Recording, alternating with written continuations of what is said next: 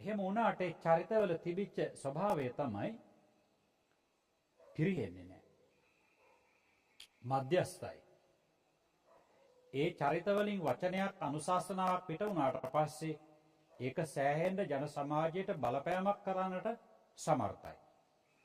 ඒක අපට කියනවානේ සසර මුසාවාදයේ පුරුදු පුහුණු කරලා නැති අයට පිළිටනවා කියලා. ඒක කියන්නේ විශාල පිරිසක් තමන්ගේ අනුශාසනයට අවනත කර ගැනීමේ හැකියාව පිළිටනවා සසර බොරු කියලා නැති අයට. අන්න එහෙම. එතකොට දැන් අපි නාවුනි අරියධම්මානුනායක ස්වාමීන් වහන්සේගේ චරිතය ගත්තොත් ඒක ඊටත් වඩා වෙනස් ස්වභාවයක් ගන්නවා.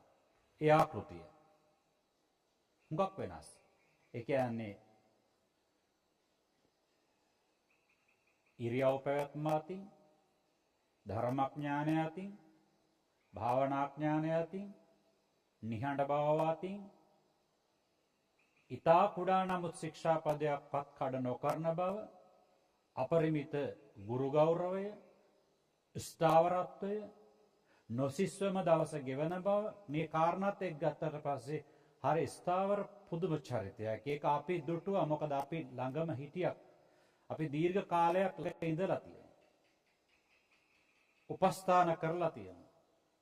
සම්භාහනාදී සියල්ලම කරලා තියෙනවා. සිවුරු සෝදලා තියෙනවා. පාත්‍ර සකස් කරලා දීලා තියෙනවා. දම් පිළිගන්ලා තියෙනවා. පාත්‍ර සෝදලා තියෙනවා.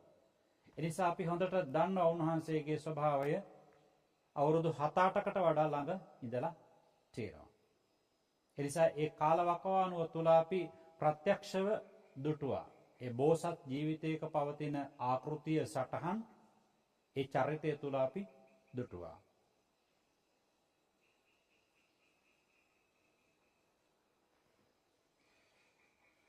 අපි උන්වහන්සේ අපවත් වුණාට පස්සේ පුංචි පොතක් ලියවා.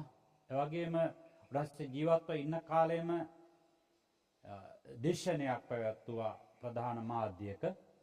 ඒ තැන්වලදී අපි ගොඩක් ඒ චරිතයේ තුල තිබිච්ච ගුණාංග අපි දුටු විදිහට, අපි ප්‍රත්‍යක්ෂව දුටු ආකාරයට අපි දිගහැරලා පෙන්눔 කරා. ඒවට බොහෝ දෙනෙක් හුඟක් කැමති වුණා.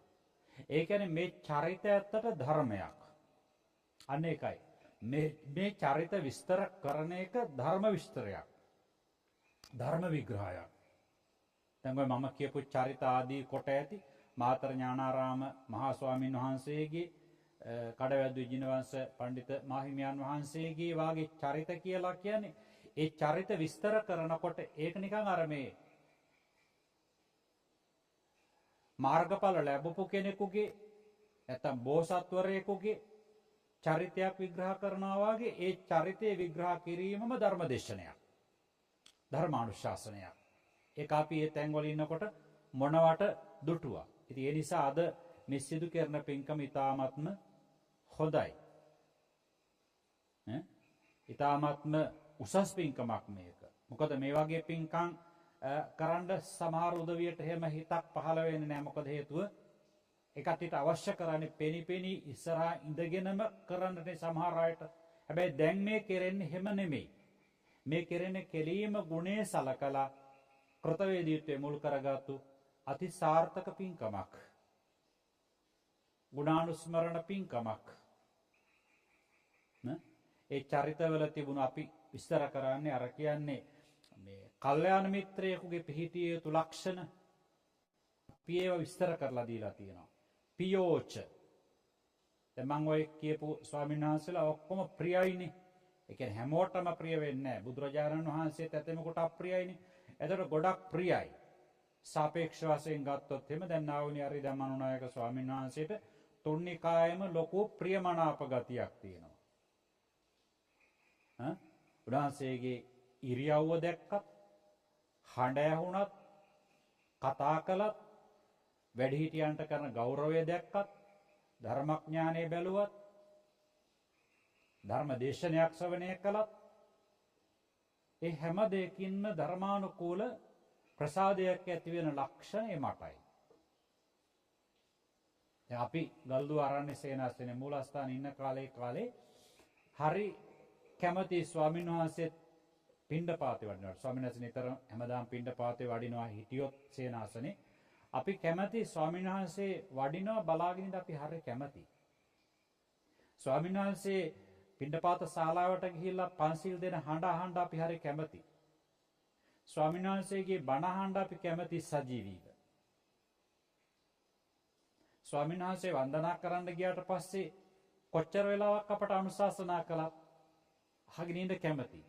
අනුශාසනාව කෙටි වෙච්ච තරමට තමයි අපට දුක හිතෙන්නේ. ප්‍රිය භාවය. මේ චරිත ප්‍රසිද්ධිය හොයාගෙන ගියේ නෑ. මේ චරිත වෙතට ආවා. මේ චරිතවලට ගෞරවය ආවා. නිලතල සොයා ගියේ නෑ. නිලතල මේ චරිත වෙතට ආවා. නිලතල බැබළුනේ මේ කියපු චරිත වලින් මිසක මේ චරිත නිලතල වලින් බැබළුනේ නෑ. එහෙම නිලතල වලින් බැබලෙනවා නම් අපේ රටේ ඊට වඩා ප්‍රධාන නිකායන් වල මහානායක ස්වාමීන් වහන්සේලා වැඩ ඉන්නවනේ. හැබැයි ඒ වුණාට මඩිහේ මහානායක ස්වාමීන් වහන්සේ යමක් පිළිබඳව වචනයක් කීවට පස්සේ ඒ තැන් වලට වඩා ලොකු බලපෑමක් අවනත වීමක් කාටත් කරන්න සිද්ධ වෙනවා. ඒක අපට වඩා හොඳට උන්වහන්සේගේ සමයේ හිටපු උදවිය දන්නවා. ඒ කියන්නේ උන්වහන්සේලාට ඒ නිලතලයේ තිබුණත් නැතත් ඊට වඩා ලොකු පෞරුෂයක්, ආත්ම ශක්තියක්, ධර්ම ශක්තියක් ඒ චරිත තුල තිබුණා.